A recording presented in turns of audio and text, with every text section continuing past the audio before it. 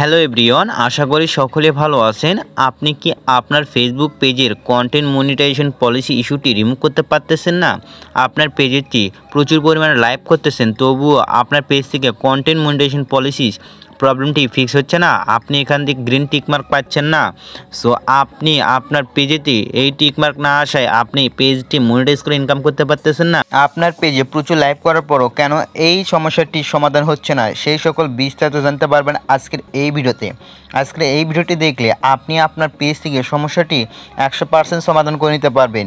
So আপনি যদি আপনার পেজেতে কন্টেন্ট মনিটাইজেশন পলিসি ইস্যুটি ফেস করে থাকেন, তাহলে আপনার জন্য অত্যন্ত গুরুত্বপূর্ণ হতে চলেছে আজকের এই ভিডিও। আপনি জাস্ট ভিডিওতে একটা লাইক দিয়ে শেষ পর্যন্ত দেখতে থাকুন। আমি আপনাদেরকে ক্লিয়ার করে দেবো কী কারণে আপনার পেজ থেকে কন্টেন্ট মনিটাইজেশন পলিসি ইস্যুটি রিমুভ হচ্ছে না এবং কিভাবে আপনি ইস্যুটি রিমুভ করতে পারেন। তো ভিডিওটি শুরু করা যায়। অলরাইট গাইস, প্রথমে আমি ফেসবুক অফিসিয়াল অ্যাপ্লিকেশনটা ওপেন করে দিলাম দেওয়ার পরে এখান থেকে প্রফেশনাল ড্যাশবোর্ডে চলে যাব।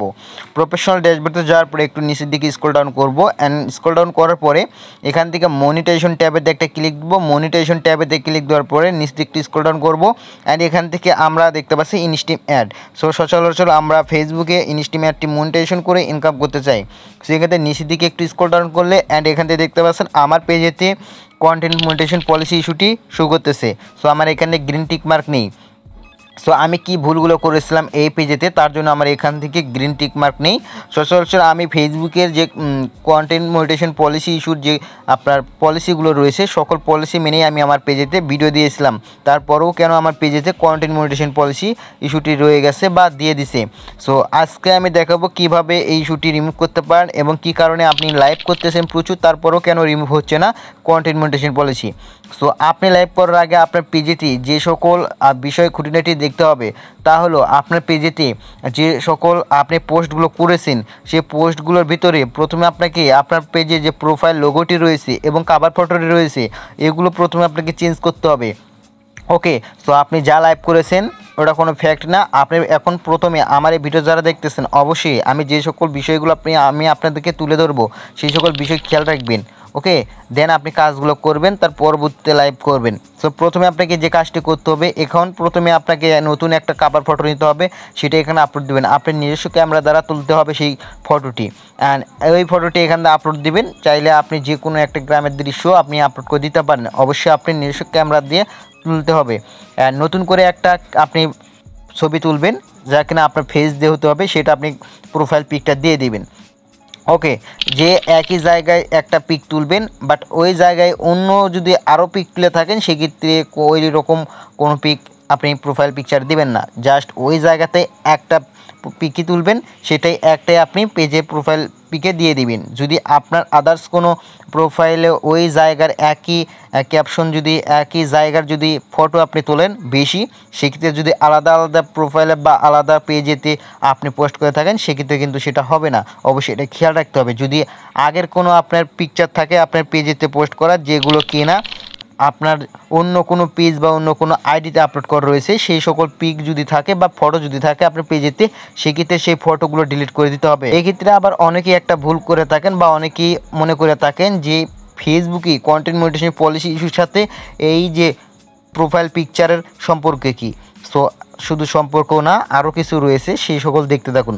সো আমরা আরেকটা ভুল করে থাকি, আমরা যে কোনো ইসলামিক বেশিরভাগ ইসলামিক পোস্টগুলো রয়েছে, আমরা বেশিরভাগই লোকে কী করি, ইসলামিক পোস্টগুলো বা ইসলামিক ফটোগুলো যেগুলো আছে সেগুলো ডাউনলোড দিই, অ্যান্ড আমরা ফলোয়ার বাড়ানোর জন্য আমাদের ফর ইউতে আমাদের পোস্টটি বা সাজেস্ট ফর ইউতে নেগানোর জন্য আমরা একের টাইটেলের ক্যাপশনগুলো দিই, অ্যান্ড সেই ক্যাপশনগুলো দিয়ে আমরা সেগুলো পোস্ট করে থাকি। অ্যান্ড কী হয়, সেই পোস্টটি আমার দ্রুত সময়ের ভিতরে ভাইরাল হয়, অ্যান্ড ভাইরাল হওয়ার ফলে কী হয়, আমাদের পোস্টটি প্রচুর পরিমাণে ফলোয়ার্স ইনক্রিজ হয়।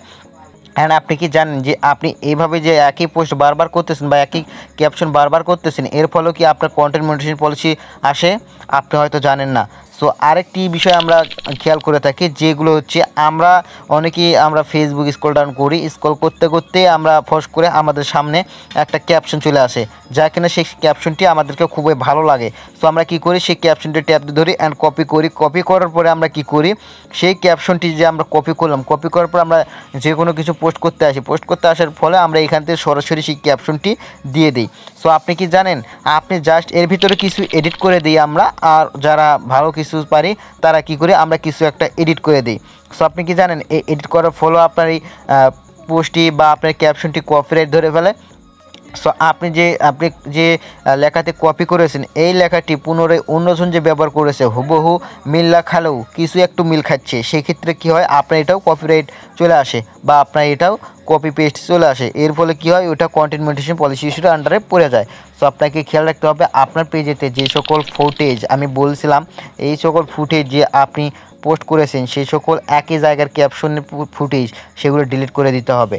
সো ফাইনালি ডিলিট করে দিলেন। ডিলিট করে দেওয়ার পরে যে ক্যাপশনগুলো কপি করেছেন, যে টেক্সটগুলো যেগুলো আপনি হুবহু কপি করেছেন বা কিছু একটা এডিট করেছেন অন্য জায়গার যে অন্যের মতো করে আপনি দেখে আপনি লিখেছেন সেগুলো আপনি ডিলিট করে দিতে হবে। সো ফাইনালি ডিলিট করা হয়ে গেলে আপনি অনেকেই আছে হ্যাশট্যাগ ব্যবহার করে রিলিজে বা আপনি অন্যের কপি করে হ্যাশট্যাগ ব্যবহার করেন, এগুলোও আপনাকে প্রথমে ডিলিট করে দিতে হবে। যদি ওই হুবহু হ্যাশট্যাগুলো দিয়ে দেন সেক্ষেত্রে কী হবে ওগুলো তো আপনাকে কপিরাইট ধরা হবে, ঠিক আছে, বা ওগুলো আপনার হচ্ছে কন্টেন্ট মনিটাইজেশন পলিসির আন্ডারে পড়ে যাবে।